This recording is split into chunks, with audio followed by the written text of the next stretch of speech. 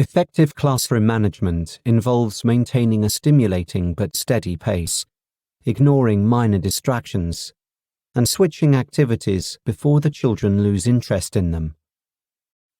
If the children in the class have short attention spans, we may need to switch activities more often. But switching activities too frequently can lead to behavior issues.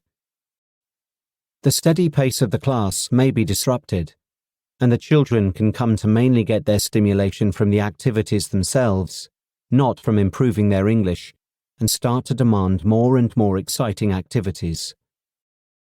So we need to try to find activities where the children will stay focused longer. Vary the activities. If the children are sometimes standing up, sometimes sitting down, sometimes going to the board, or sometimes writing at their desks, our lessons are more likely to keep the children focused and involved. To stay engaged and to learn deeply, children need times to be social and times to reflect. They need times to be quiet and times to be energetic. Some children are more comfortable with one than the other, but all children benefit from having a combination of the two, and effective classroom management involves achieving a good balance. There also need to be breaks, especially if the children are in class for a long time. These can be complete breaks or times to work on something quietly. Maintain attention. If the attention of the class as a whole is waning, we may need to look closely at whether an activity is too easy or difficult, whether it is too long, whether the children understand what to do, or whether we are doing something that the children are not used to. For example, they might not be accustomed to paying attention for extended periods of time, so we may need to switch activities more often. Keep learning and fun in parallel. Teachers who feel there are advantages and disadvantages in both teacher-centered and child-centered methods very often divide lessons into sections, where some sections are for more teacher-centered language practice and other sections are more child-centered. For example, a teacher may introduce a new language target through explanation or demonstration and then get the children to play child-centered games where they practice the language target. With very motivated children, this approach may work reasonably well, but less motivated children often compare the teacher-centered sections and the child-centered games, prefer the games a lot more, and come to see the teacher-centered sections as what they have to go through in order to play the games. These children will probably begin to separate learning from having fun, and over time they may become restless during the language practice sections, or just mechanically follow the teacher. They may only become fully engaged when playing the games. The teacher may even have to use games as bribes, saying things like, "Keep quiet" or "No bingo." What we really want is for all the children to become excited about getting better at English, not just excited about the games. We want them to see learning English and having fun as one and the same thing.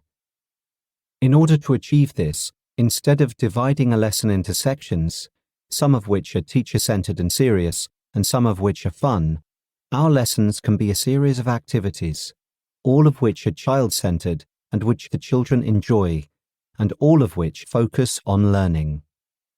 Fun and learning are then in parallel, not in sections. I will look at how to achieve this in more detail when I do videos on using games effectively. See the children as natural learners. At every moment in a class, a child will be making a choice about whether to focus on the lesson or focus on something else. What any of us focus on at any moment in time is a choice, often a subconscious choice, but still a choice.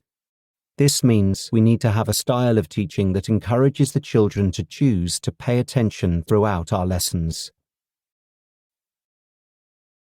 By nature, children are learners, and a key to effective classroom management is to create an environment that taps into their natural way of learning.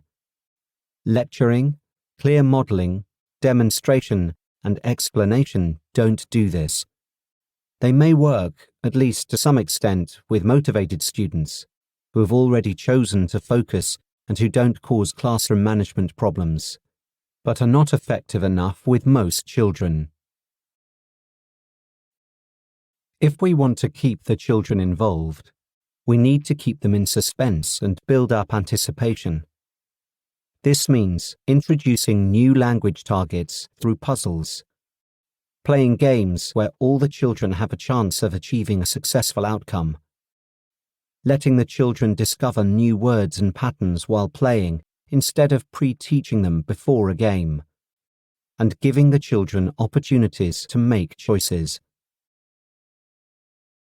For a few years, I taught different groups of children one after the other in a community centre. I used to arrive with a rucksack full of games, put them on a table, and let the children choose which game they wanted to play. The classes were small, so they all played the games together.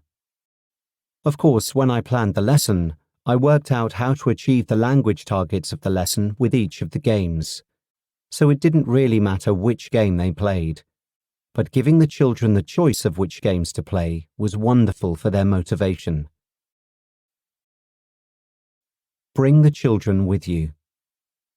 If we create a puzzle, play a game, read a story, or do any other activity in class, we need to make sure that the language content is achievable.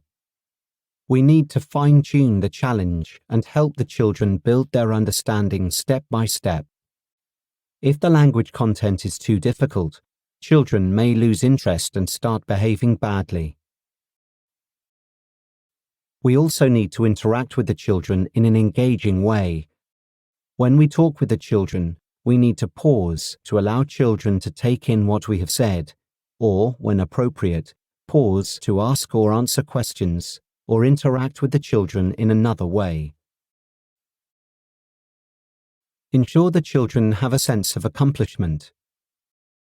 If children have a sense of accomplishment in our lessons, they are more likely to stay on task and less likely to behave badly. We ideally want them to have a feeling of accomplishment in small ways throughout a lesson and in a big way at the end of the lesson, so that the children are more motivated to be interested in English away from the class and come to the next lesson with a positive attitude. If we explain, model, or demonstrate new language targets early in our lesson, we are not allowing the children to have a strong enough sense of accomplishment. It is better to present new language targets through mystery. The children go, "Huh? What's that? I wonder what it is," and then try to find out by guessing.